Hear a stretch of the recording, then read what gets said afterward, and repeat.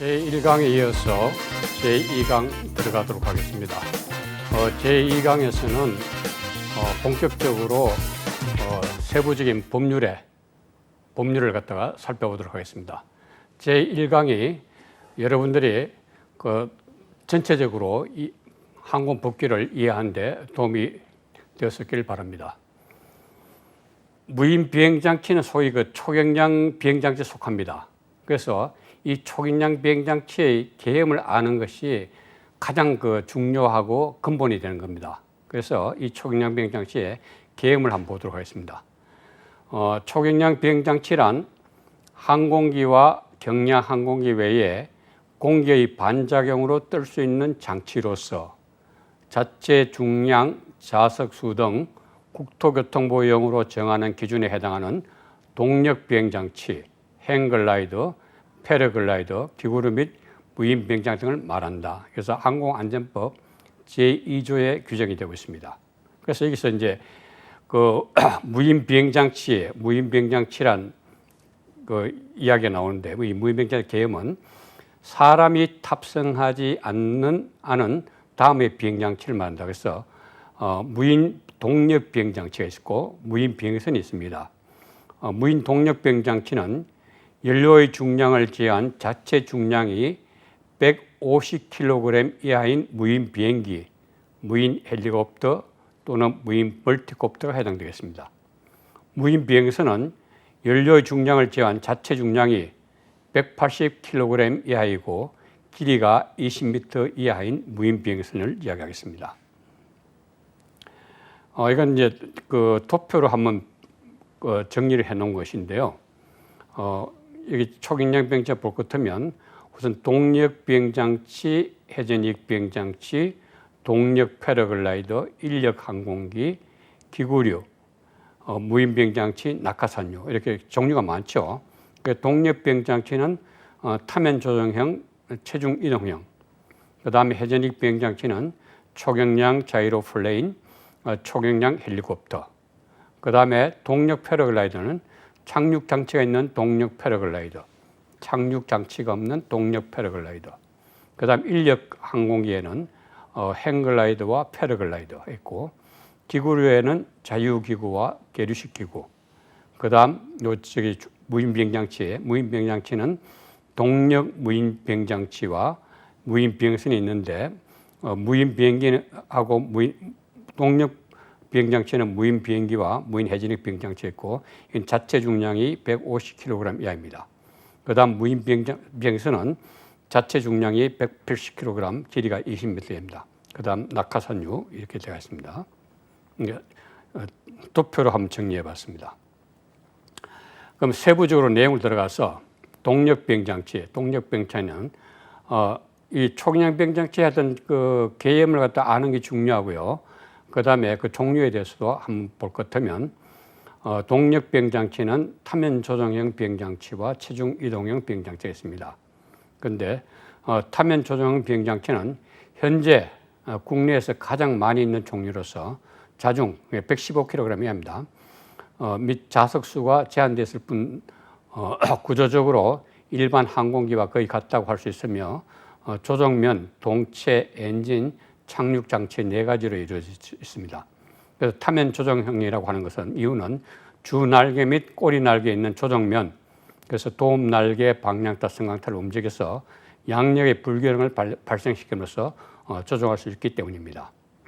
그 다음 체중 이동형 비행장치는 항공기 일종인 행글라이더를 기본으로 발전해 왔으며 높은 곳에서 낮은 곳으로 활공할 수밖에 없는 단점을 개선하기 위해서 평지에서도 이륙할 수 있도록 행글라이더에 엔진을 부착하여 개발하였습니다. 그리고 타면 조정형 같이 자중 및 좌석수, 이 115kg하고 좌석수 1인승 115g, 이거는 가끔 시험에 나옵니다. 시험 나오니까 알아두시고요. 타면 조정 비행장치의 고정된 날개와는 달리 조정면이 없이 체중을 이동해서 비행장치의 방향을 조정하며, 또한 날개를 가벼운 천으로 만들어서 분해와 조립이 용이하게 되어 있으며 신소재의 개발로 점점 경량화되어가는 그런 추세에 있습니다. 그 다음에 회전익 비행장치에는 초경량 헬리콥터와 초경량 자이로플랜이 있는데 일반 초경량 헬리콥터는 일반 항공기의 헬리콥터 구조적으로 같지만 자중이 자성의 제한을 받는다. 그래서 엔진을 이용하여 동체 위에 있는 주 회전 날개를 회전시킴으로써 양력을 발생시키고 주 회전 날개의 회전면을 기울여 양력이 발생하는 방향을 변화시키면 앞으로 전진할 수 있는 추진력을 발생됩니다. 또 꼬리 회전 날개에 발생하는 힘을 이용해서 비행장치의 방향 조정을 할 수가 있습니다. 그 다음 초경량 자이로 플레인은 고정익과 회전익의 조합형이라고 할 수 있으며 공기력의 작용에 회전하는 한 개 이상의 회전익에서 양력을 얻는 비행장치를 말합니다. 자중 및 자성수의 제한을 받습니다. 헬리콥터는 주 날개에 엔진 동력을 전달해 추력과 역력을 얻는 데 반해서 자이로 플레인은 동력을 프로펠러에 전달해서 추력을 얻게 되고 비행장치가 전진함에 따라서 공기가 아래에서 위로 흐르면서 주 회전 날개를 회전시켜 양력을 얻습니다. 그 다음에 유인 자유기구, 이거 그 기구를 가끔 보셨죠? 기구란 기체의 성질이나 온도차 등을 발생하는 부력을 이용해서 하늘로 오르는 비행장치입니다. 기구는 비행기처럼 자기가 날아가야 하는 쪽으로 방향을 전환하는 그런 장치가 없습니다. 한번 뜨면 바람 부는 방향으로만 흘러다니는 그야말로 풍선입니다. 같은 기구라 하더라도 운용 목적에 따라서 계류식 기구와 자유기구로 나눌 수 있는데 비행 훈련 등을 위해서 케이블이나 로프를 통해서 지상과 연결하여 일정 고도 이상 오르지 못하도록 하는 것을 계류식 기구로 하고 이런 고정을 위한 장치 없이 비행을 자유롭게 비행하는 것을 자유기구라고 합니다. 그 다음에 패러글라이더, 동력 패러글라이더는 낙하산 위에 추진력을 얻는 장치를 부착한 비행장치입니다.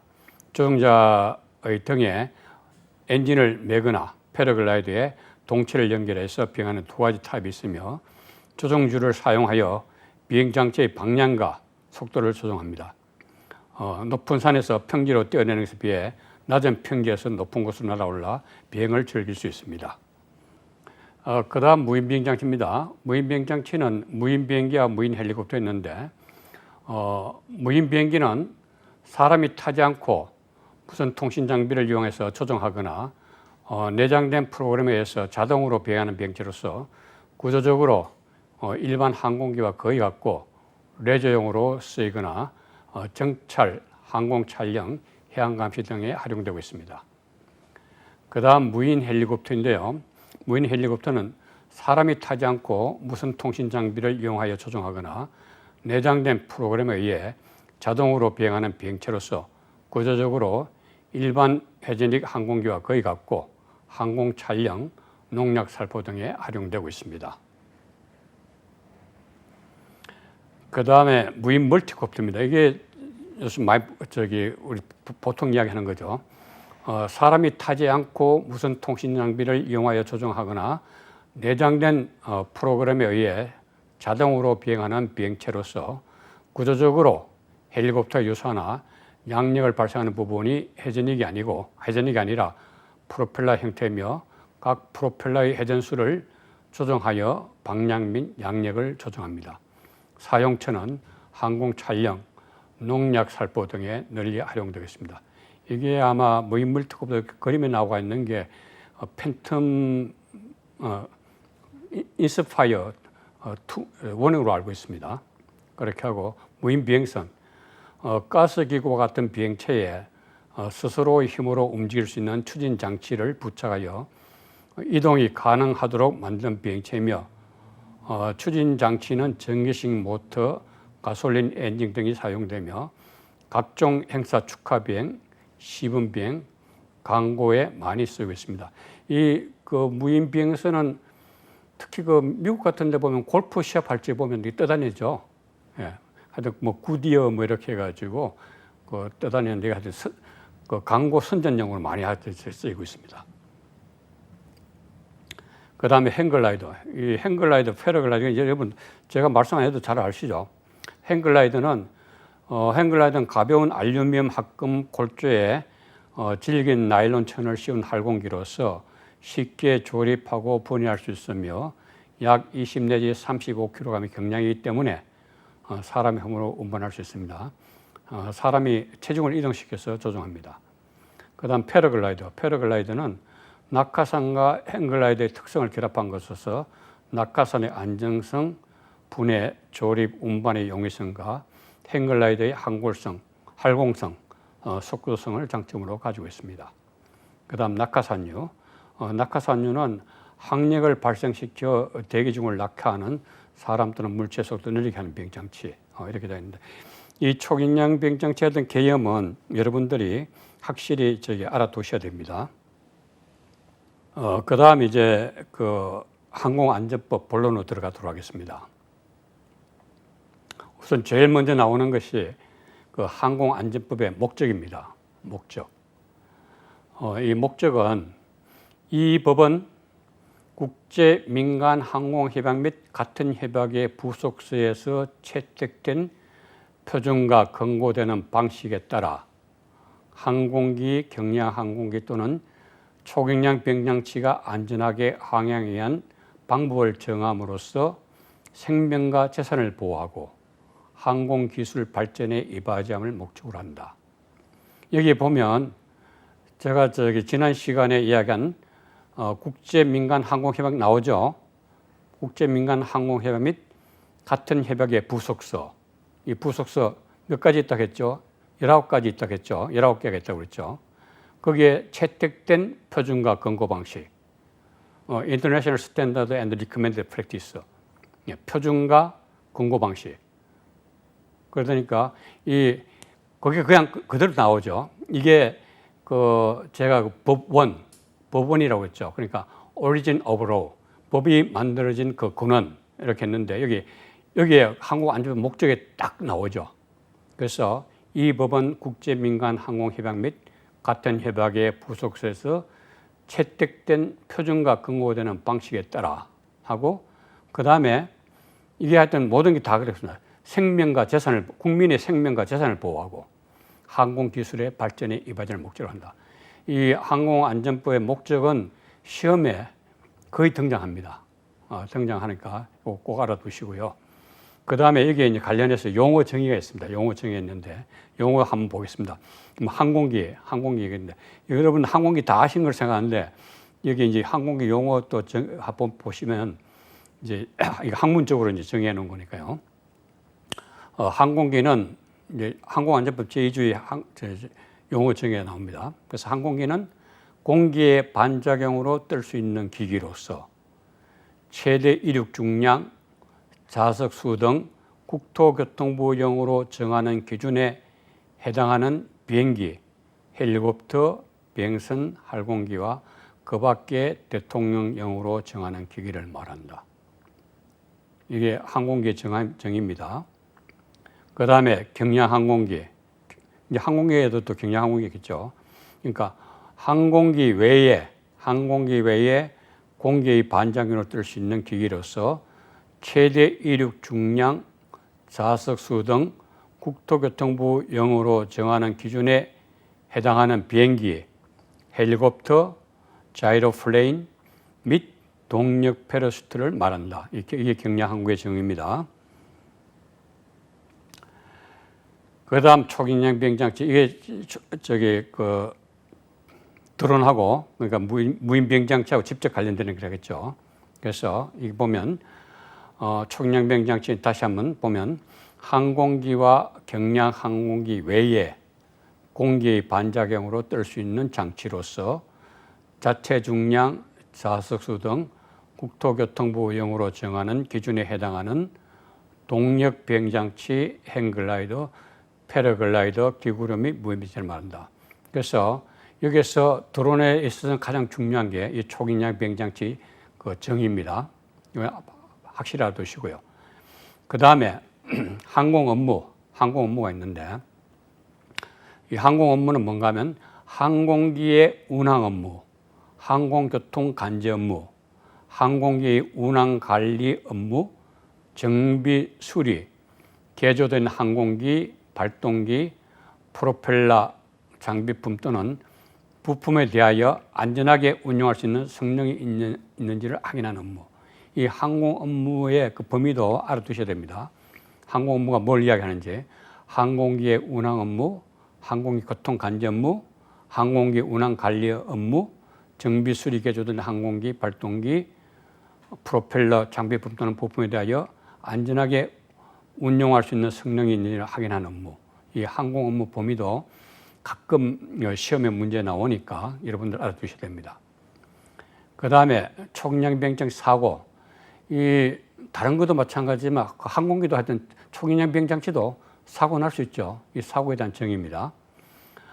초경량 비행장치를 사용해서 비행을 목적으로 이륙하는 순간부터 착륙하는 순간까지 발생한 초경량 비행장치에 의한 사람의 사망, 중상 또는 행방불명의 경우, 초경량 비행장치 추락, 충돌 또는 화재 발생의 경우, 초경량 비행장치의 위치를 확인할 수 없거나 초경량 비행장치의 접근이 불가능한 경우로서 국토교통부 영어로 정하는 것을 말한다. 초경량 비행장치를 사용하여 비행을 목적으로 이륙하는 순간부터 착륙하는 순간까지 해서 초경량 비행장치의 사람의 사망, 중상 또는 행방불명의 경우, 초경량 비행장치 추락, 충돌 또는 화재 발생의 경우, 초경량 비행장치를 확인할 수 없거나 초경량 비행장치의 접근이 불가능한 경우, 이게 초경량 비행장치 사고의 경우입니다. 그래서 이 초경량 비행장치 사고는 가끔 시험에 나오니까 이 부분도 확실히 알아둘 필요가 있습니다. 그 다음 이제 비행정보구역입니다. 이것도 상당히 중요한 건데요. 비행정보구역은 항공기, 경량 항공기 또는 초경량 비행장치의 안전하고 효율적인 비행과 수색 구조에 필요한 정보를 제공하기 위한 공역으로서 국제 민간 항공협약 및 같은 협약의 부속서에 따라, 여기도 또 국제 민간 항공협약 및 같은 협약의 부속서 나오죠. 국토교통부 장관이 그 명칭, 수직 및 수평 범위를 지정 공고한 공역을 말한다. 그래서 비행정보구역 여기에 대해서도 확실히 알아두시고요. 이거 나중에 공역 공부하면서 다시 한번 언급할 겁니다. 그 다음 항공종사자. 항공종사는 항공안전법 제34조에 따른 항공종사자 자격증명을 받은 사람을 말한다. 여기에 아마 우리나라에서 현재 조종사 이렇게 해가지고 운항관리사 그 다음에 항공교통 간제사 이런 식으로 쭉 해가지고 아마 9가지가 있는 걸로 알고 있습니다. 그 다음에 비행장. 비행장은 항공기, 경량 항공기, 초경량 비행장치의 이륙과 착륙을 위하여 사용되는 육지 또는 수면의 일정한 구역으로서 대통령령으로 정하는 것을 말한다. 비행장. 그 다음에 공항. 공항은 공항시설을 갖춘 공공용 비행장으로서 국토교통부 장관이 그 명칭, 위치 및 구역을 지정 고시한 것을 말한다. 공항. 이 공항 관련해 가지고는 아마 앞으로 이제 드론 택시가 나르게 되면 버티포트, 이 버티포트에 대한 개념도 아마 정의가 돼 가지고 이 용어 정의에 아마 들어갈 걸로 예상하고 있습니다. 그 다음 항행안전시설. 항행안전시설. 유선통신, 무선통신, 인공위성, 불빛 색채 또는 전파를 이용하여 항공기의 항행을 돕기 위한 시설로서 국토교통부 용어로 정하는 시설을 말한다. 항행안전시설. 알아두시고요. 그 다음에 간제권. 간제권은 제가 9.3km인가 조금 전에 앞부분에서 이야기했죠. 간제권은 비행장 또는 공항과 그 주변의 공역으로서 항공교통의 안전을 위하여 국토교통부 장관이 지정 공고한 공역을 말한다. 그 다음 간제구는 간제구, 집 표면 또는 수면으로부터 200m 이상의 높이의 공역으로서 항공교통의 안전을 위하여 국토교통부 장관이 지정 공고한 공역을 말한다. 그래서 이 간제권, 간제구 이 개념도 분명히 알아두시기 바랍니다. 그리고 이 간제권, 간제구는 시험에 자주 나옵니다. 정식으로 이제 항공안전법 2조에서 규정하고 있는 용어 정의고요. 그 외에 기타 관련 용어 정의를 한번 또 보겠습니다. 그래서 이게 자주 나오는 건데 특별비행이라고 있었죠. 특별비행. 예, 특별비행 승인 이렇게 하나 있었는데 이게 그거는 어떻게 되는가 하면 야간 및 가시권박 비행 관련 전문 검사 기관의 검사 결과 국토교통부 장관이 고시하는 무인 비행장치 특별비행을 위한 안전 기준에 적합하다고 판단하는 경우에 국토교통부 장관이 그 범위를 정하여 승인하는 비행을 말한다. 이 특별비행이라 하는 거. 요거 하여튼 개념을 알아두시고요. 그 다음에 가시권박 비행. 이거 제가 그 드론은 원칙적으로는 가시권 내에서만 운용이 돼야 된다 그랬죠. 그것은 이제 가시권 밖 비행이 허용이 되지 않으면 드론 택배가 일어날 수 없다 하는 거. 그래서 이 가시권 밖 비행에 대해서도 정의가 되어 있습니다.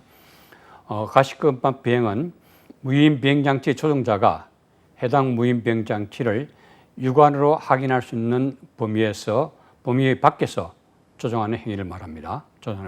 말한다. 그 다음에 드론 운용하다 보면 이 자동 안전장치에 이 fail safe 이 가끔 나오거든요. 나오니까 이게 뭔가 하면 무인 비행장치 비행 중 통신 두절, 저배터리, 시스템 이상 등이 발생하는 경우에 해당 무인 비행장치가 안전하게 귀환, 그러니까 return to home, 그 제자리로 돌아오는 거죠. 하거나 낙하할 수 있게 하는 장치를 말한다. 그래서 자동 안전장치, 이게 반드시 구비돼야지 안전을 위해서 필요한 겁니다. 그 다음에 시각 보조 장치, first person view 이라고 하는 FPV라고 그러는데 FPV 이게 그 드론 레이싱 할 적에 쓰이거든요. 하는 건데 자주 나오거든요. 그거 한번 볼 것 같으면 시각 보조 장치는 영상 통신기를 통하여 무인 비행장치 시점에서 촬영한 영상을 해당 무인 비행장치 조종사 등이 실시간으로 확인할 수 있도록 하는 장치, 시각 보조 장치입니다. FPV.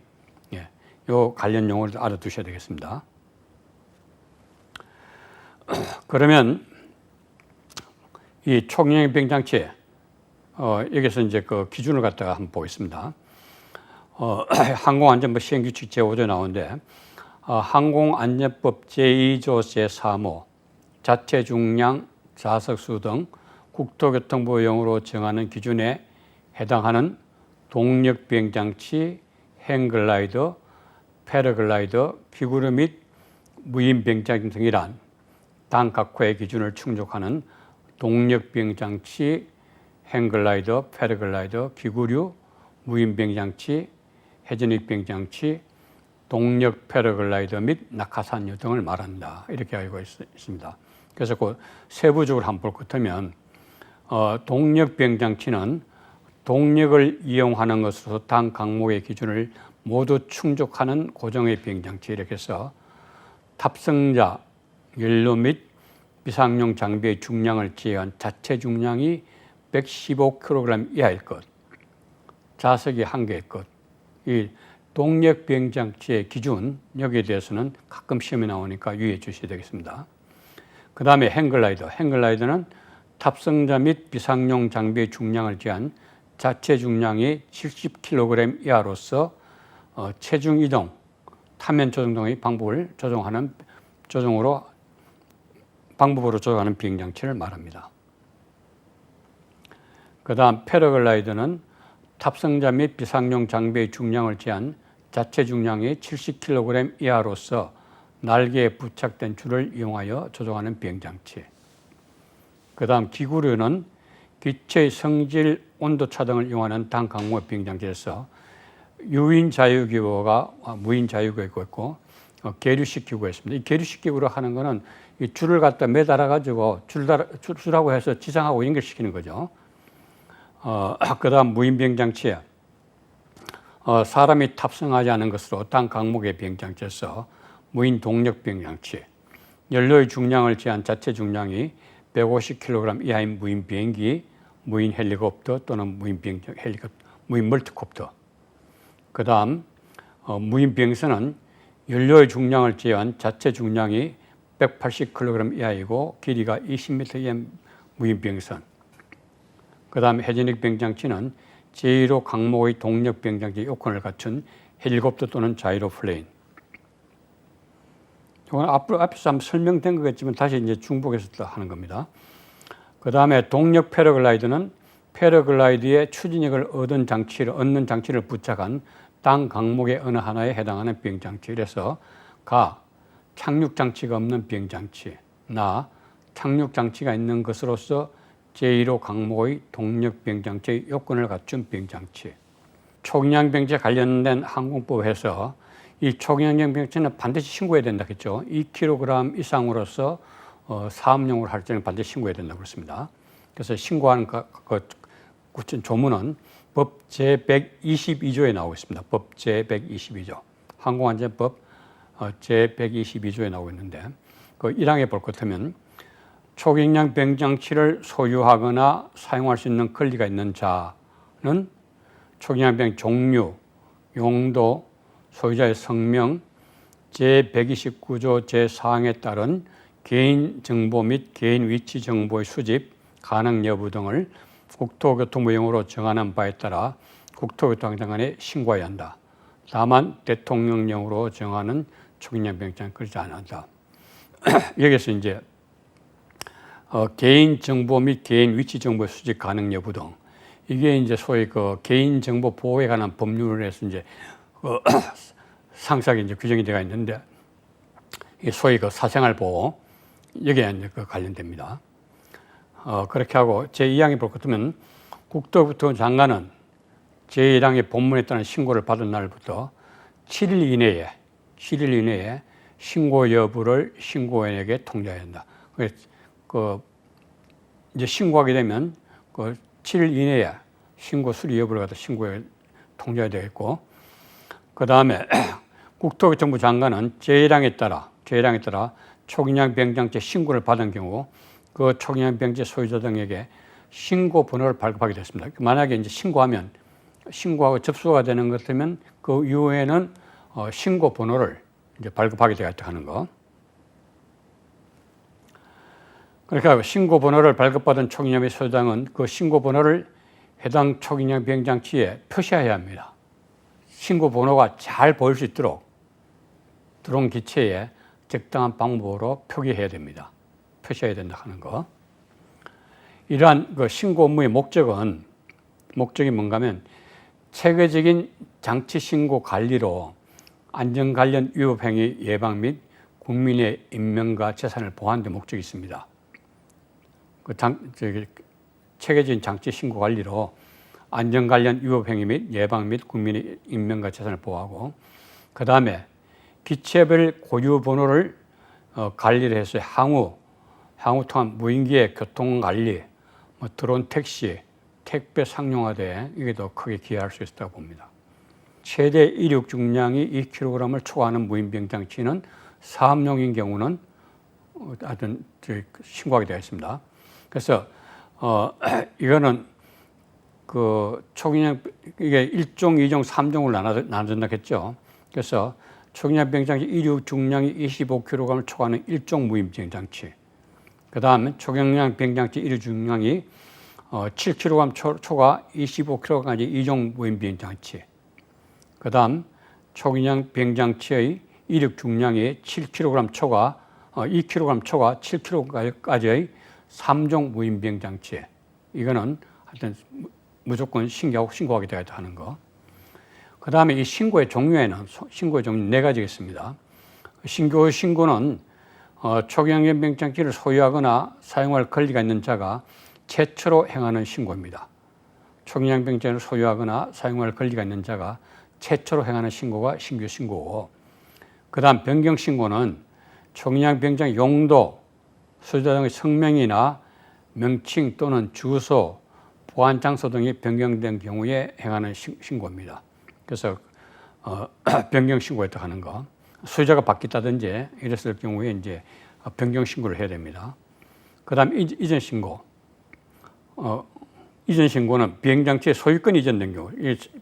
이전된 거는 이제 이전 신고하게 됐고요. 행한 신고고, 말소 신고는 비행장치의 멸실 또는 해체, 정비 등 수송 또는 보관행위에 의한 경우는 제외하고 해체는 제외하고 사유가 발생한 경우에 해당하는 신고입니다. 그래서 신규 신고, 변경 신고, 이전 신고, 말소 신고에 하는 거. 여기에 대해서 가장 시험에 많이 나오는 것이 신고 기간입니다. 신고 기간을 시험에 자주 나오니까요. 그래서 신고하게 되어 있고, 그 다음에 신고할 적의 서류가 이게 시행규칙 제 301조에 규정이 되어 있는데, 초기형병자를 소유하거나 사용할 수 있는 권리가 있음을 증명한 서류, 그 다음에 초기형병장치의 제원 및 성능표, 초기형병장치 사진도 하나 찍어가지고 제원 및 성능표 같이 해서 신고하게 되었습니다. 그래서 신고 장소 및 방법은 이게 옛날에는 그 지방항공청에다 신고했는데 이게 교통안전공단으로 완전히 일어나가 됐습니다. 그래서 교통안전공단에 이제 교통안전공단에 드론 등록처가 있습니다. 이쪽에 이제 신고하게 되어 있고, 그 다음에 그 방법으로서는 드론 원스톱 민원 포털 서비스, 이걸 이용하면 가장 편리합니다. 거기에 드론 원스톱 민원 포털 서비스에 그 신고하는 거 어떻게 하게 했는지 그거 다 나와 있으니까 그거 이용해가지고 그 신고하면 되겠습니다. 그 다음에 신고를 필요로 하지 않은 초기형병장치, 그래서 이 신고를 필요로 하지 않는 거, 그것도 이제 있는데 여기에 대해서 한번 볼 것 같으면 항공사업법에 따른 항공기 대여, 항공기 레저 스포츠 사업 또는 초기형병장치 사용 사업에 사용되지 아니한 것을 말해서 우선 행글라이더, 패러글라이더 등 동력을 이용하지 아니하는 비행장치, 그렇게 하고 계류식 기구, 계류식 무인 비행장치, 이건 신고하지 않아도 됩니다. 그 다음 낙하산유, 무인 동력 비행장치 중에서 연료의 무게를 제한 자체 무게가 2kg인 것, 그 다음에 2kg 이하인 것, 무인 비행선 중에서 연료의 무게를 제외한 자체 무게가 12kg 이하이고 길이가 7m 이하인 것, 이건 무인 비행선 이야기하는 거죠. 연구기관 등이 시험, 조사, 연구 또는 개발에 의해 제작한 초기형 비행장치. 그 다음 제작자 등이 판매를 목적으로 제작하였으나 판매되지 아니한 것으로서 비행에 사용되지 않은 초기형 비행장치. 그 다음 군사 목적으로 사용되는 초기형 비행장치. 이것은 신고하지 않아도 됩니다.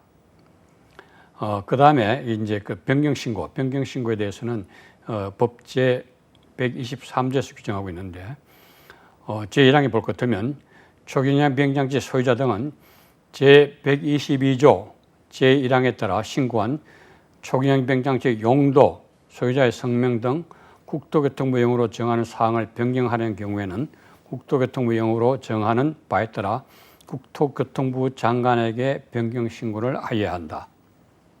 변경 신고에 관해서는 서울지방항공청 훈령과 부산지방항공청 훈령에 나와 있고요. 신청할 적에 신청서 및 구비서류 제출 돼가지고, 그 다음에 거기에 보면 초기형 비행 신고서, 변경 내용, 그 다음에 신고 증명서 이게 되어 있고, 그 다음 비행장치 보관처, 그 다음에 이 보관처도 하게 되어 있습니다. 그래서 비행장치 보관처라 하면 비행장치를 관광에 사용하지 아니할 때 비행장치를 보관하는 지상의 주된 장소를 말한다. 이렇게 하고, 그 다음에 멸실신고 정비, 개조, 수송 또는 보관 경우를 제외 멸실되었을 경우에는 15일 이내 멸실신고가 됩니다. 보통 다른 거는 전부 다 이제 변경 신고라도 이게 이제 기간이 30일인데 멸실신고는 15일 이내. 그래서 이건 꼭 시험에 자주 나오니까 기억해 두시기 바랍니다. 제122조 제1항에 따라 신고한 초기형 비행장치가 멸실되었거나 그 초기형 비행장치가 해체한 경우에는 그 사유가 발생한 날로부터 15일 이내에 국토교통부 장관에게 말소 신고를 하여야 한다. 여기 15일이라고 했죠.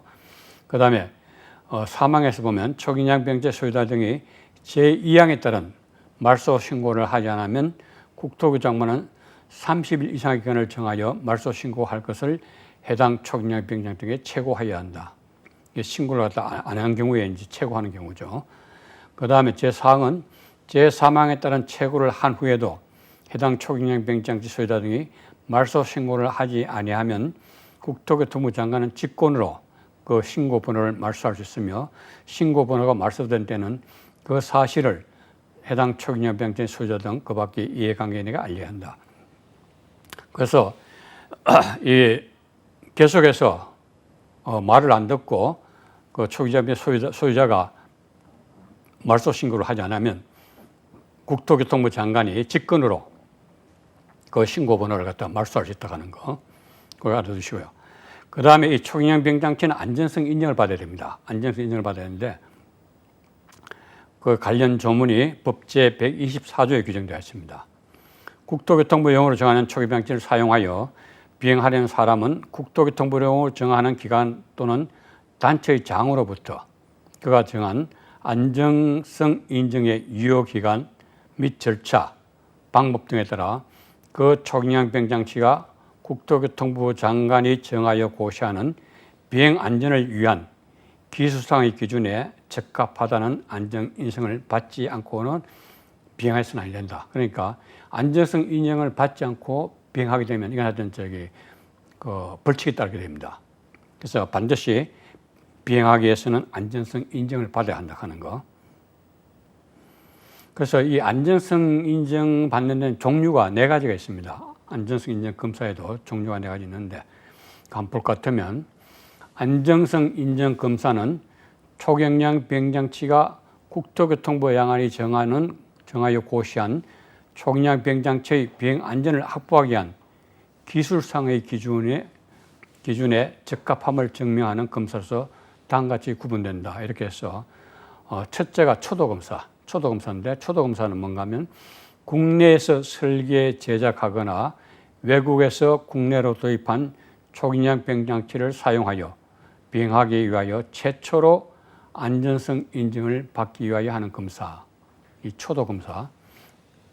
그 다음에 정기검사는 안정성 인증의 유효기간이 만료되어 유효기간 만료일이 도래되어 새로운 안정성 인증을 받기 위하여 실시하는 검사, 이 초도검사, 정기검사. 그 다음 수시검사는 초경량 비행장치의 비행 안전에 영향을 미치는 대수리 또는 대개조 후 초경량 비행장치 기술 기준에 적합한지를 확인하기 위하여 하는 검사. 그 다음에 재검사, 초도검사, 정기검사 또는 수시검사에서 초경량 비행장치 기술 기준에 부적합한 사항에 대하여 정비한 후 다시 실시하는 검사. 이렇게 해서 이거는 불합격 통계일로부터 6개월 이내에 하게 되어 있습니다. 그래서 여기 관련해서는 그 안전성 인증 검사 관련해서는 그 종류가 뭐뭐 있는지 초도검사, 정기검사, 수시검사, 재검사가 있다고 하는 거. 그 다음에 이 초도검사는 내용이 뭐다, 정기검사도 내용이 뭐다, 수시검사 내용이 뭐다, 재검사는 뭐다. 그래서 이 시험에 거의 자주 나옵니다. 자주 나오니까 예를 들어서 안정성 인정 유효기간이 만료일이 또 새로 안전성을 받기 위하여 실시하는 검사는 무슨 검사냐, 이렇게 해서 묻는 경우가 있으니까 안정성 인정 검사의 종류하고 그 내용은 반드시 숙지하셔야 할 겁니다. 우선에 그 시행규칙 제305조에 나오고 있는데 우선 동력비행장치, 그 다음에 행글라이더, 패러글라이더 및 낙하산류, 그 다음에 기구류. 이 기구류는 사람이 탑승하는 것만 해당됩니다. 그 다음에 4번째 무인비행장치, 무인비행기, 무인 헬리콥터 또는 무인 멀티콥터 중에서 최대 이륙 중량이 25kg을 초과하는 것. 그렇게 하고 무인비행선 중에서 연료의 중량을 제한 자체 중량이 12kg 초과, 길이가 7m를 초과하는 것. 그래서 반드시 안전성 인증이 된다 하는 거. 해전익 비행장치, 동력 패러글라이더. 안정성 인증을 받아야 합니다. 그래서 안정성 인증을 받지 않고는 비행을 할 수 없고 비행을 하게 되면 벌칙을 받게 됩니다.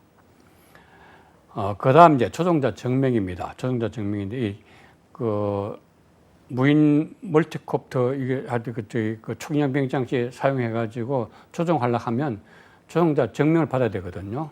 그러니까 조종자 증명하고 거기에 또 그 자격증 종류도 있고 그래서 거기에 대한 전문을 살펴보면 법 제125조에서 규정하고 있습니다. 법 제125조에서 규정하고 있는데 제1항에 한번 볼 것 같으면 초경량 비행장치 등 국토교통부용으로 정하는 초경량 비행장치를 사용하여 비행하려는 사람은 국토교통부용으로 정하는 기관 또는 단체의 장으로부터 그가 정한 해당 초경량 비행장치를 장치별 자격 기준 및 시험의 절차, 방법에 따라 해당 초경량 비행장치의 조정을 위하여 발급하는 증명을 받아야 한다. 조종자 증명을 받아야 된다 이거죠. 그 다음에 이 항을 보고 있다면 국토교통부 장관은 초경량 비행장치 조종자 증명을 받은 사람이 다음 각호의 어느 하나에 해당하는 경우는 초경량 비행장치의 조종자 증명을 취소하거나 1년 이내의 기한을 하여 그 효력을 정지를 명할 수 있다. 그런데 조종자 증명을 받았다 해가지고 그걸 갖다가 그냥 그대로 계속 유효한 건 아니죠. 무슨 사유가 있으면 증명을 취소하거나 1년 이내 기간에 그 효력의 정지를 명할 수 있다 이렇게 되는데 그게 해당되는 거 보면 다만 여기서 제1호 또는 제8호의 어느 하나에 해당하는 경우는 초경량 비행 조종자 증명을 반드시 취소해야 한다. 그러니까 1호 또는 8호에 해당되는 경우 여기에서는 조종자 증명을 갖다가 받았으면 반드시 이건 취소해야 된다. 그래서 그게 이제 한번 볼 것 같으면 우선 1호는 거짓이나 그 밖의 부정한 방법으로 초경량 비행장치 조종자 증명을 받은 경우, 거짓이나 그 밖의 부정한 방법으로 이런 경우는 조종자 증명을 받았으면 반드시 취소가 된다 하는 거. 그 다음에 이 법을 위반하여 벌금 이상의 형을 선고받은 경우. 그 다음에 3호에 초경량 비행장치를 조종자로서 업무를 수행할 때 고의 또는 중대한 과실로 초경량 비행장치를 사고를 일으켜 인명이나 재산 피해를 발생시킨 경우. 그 다음 4호 초경량 비행장치 조종자의 준수사항을 위반하는 경우. 그 다음 5호 주류 등을 섭취하여 초경량 비행장치를 사용하여 비행한 경우. 그 다음 6호 초경량 비행장치를 사용하여 비행하는 동안에 주류 등을 섭취하여 사용한 경우. 바로 이 조에 따른 초경량 비행장치 조종자 증명의 효력기간에 초경량 비행장치를 사용하여 비행한 경우.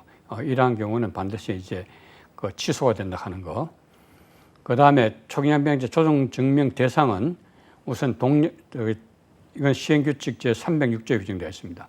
우선 첫 번째로 동력 비행장치, 그 다음에 행글라이더, 패러글라이더 및 낙하산유. 여기는 항공레저 스포츠 사업에 사용하는 것만 해당됩니다. 그 다음에 유인자유기구. 그 다음에 네 번째 초경량 비행장치 사용 사업에 사용되는 무인 비행장치. 그래서 다만 무인 비행기, 무인 헬리콥터는 무인 멀티콥터 중에서 자체 중량이 7kg 이하인 것, 2kg 이하인 것, 이거 하여튼 제외된다고 그랬죠.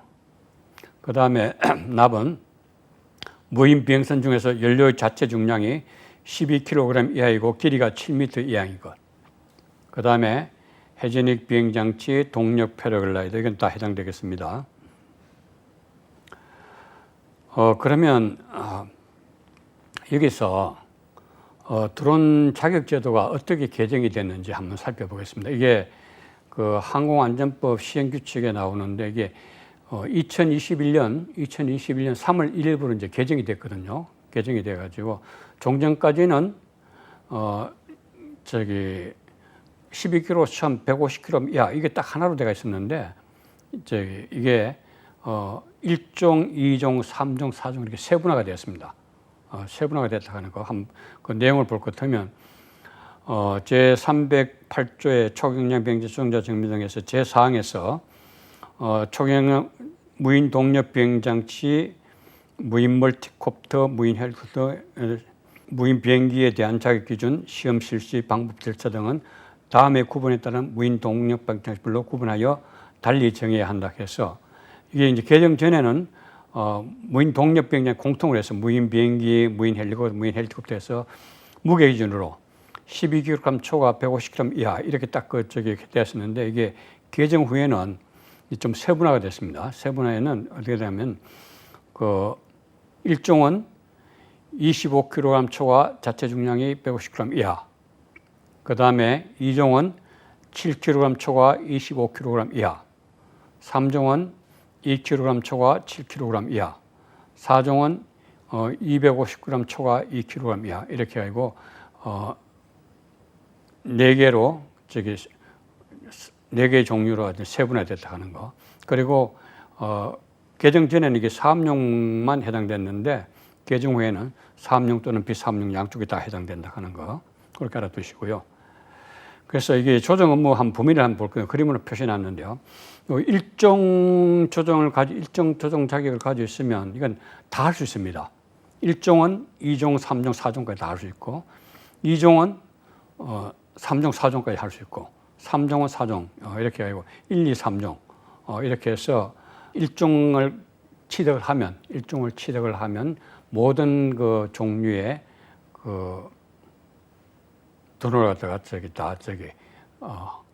조정할 수 있다 하는 거 그렇게 뜻입니다. 그래서 일종 자격 증명 취득 시에는 1, 2, 3, 4종의 모든 무인비행 장치를 조정할 수 있습니다. 그렇게 하고 이제 1종, 2종, 3종, 4종 하는데 그 참고적으로 말씀드리면 이제 1종, 2종, 3종은 그 4종은 지금 온라인 교육 가지고 자격증 땁니다. 온라인 교육 가지고 자격증 따는데 이제 1종, 2종, 3종은 이제 온라인이 아니죠. 그렇게 해서 그 비행 경력을 한번 볼 것 같으면 1종 기체를 조종한 시간이 20시간 이상 이렇게 해서 이제 비행 경력이 이제 실시간 이제 비행 기록이 있어야 된다 하는 거.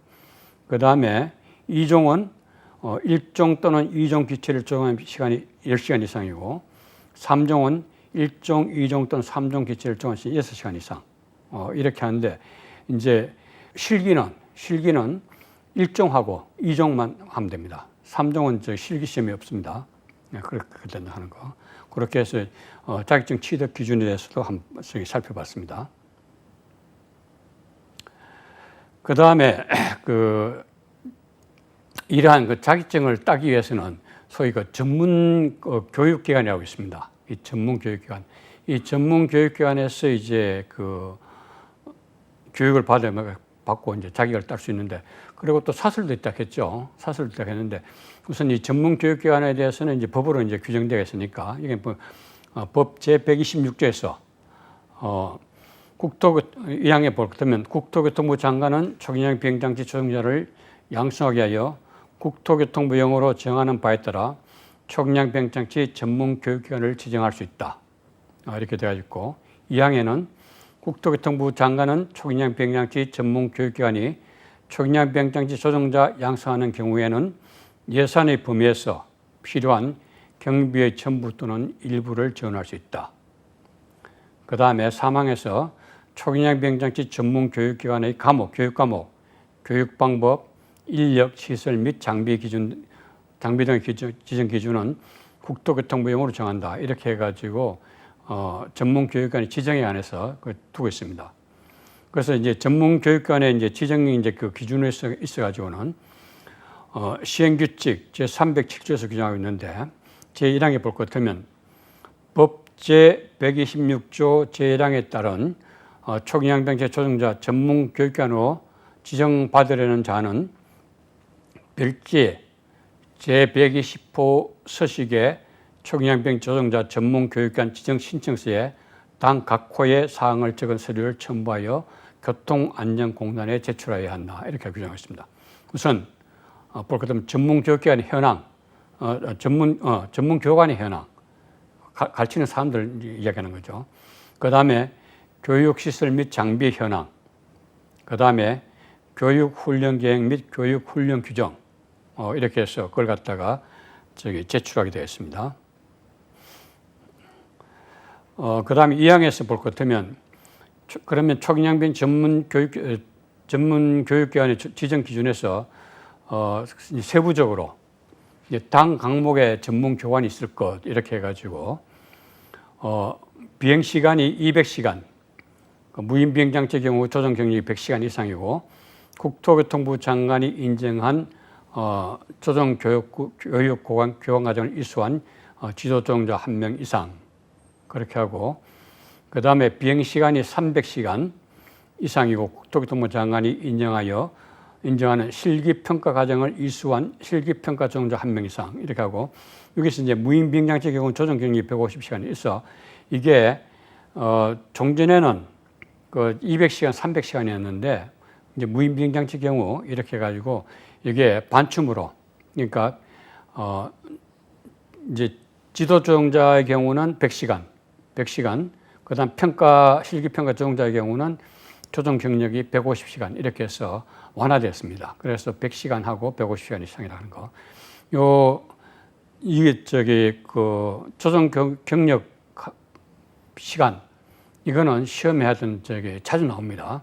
그러니까 반드시 알아두시고요. 그러니까 지도조정자 1명 이상, 실기평가 조정자 1명 이상 하고, 그 다음에 시설 기준에 당 강목의 시설 및 장비를 갖출 것 해서 강의실 및 사무실 각 1개 이상, 그 다음에 이륙 착륙 시설, 그 다음 훈련용 비행장치 1대 이상 이렇게 하고, 그 다음에 세 번째가 교육 과목, 교육 시간, 평가 방법 및 교육 훈련 규정 등 교육 훈련에 필요한 사항으로서 국토교통부 장관이 정하여 고시하는 기준을 갖출 것 이렇게 해서 교육 훈련 규정을 반드시 갖춰야 됩니다. 그래서 거기에 교육 과목, 교육 시간, 평가 방법 다 포함돼야 되겠죠.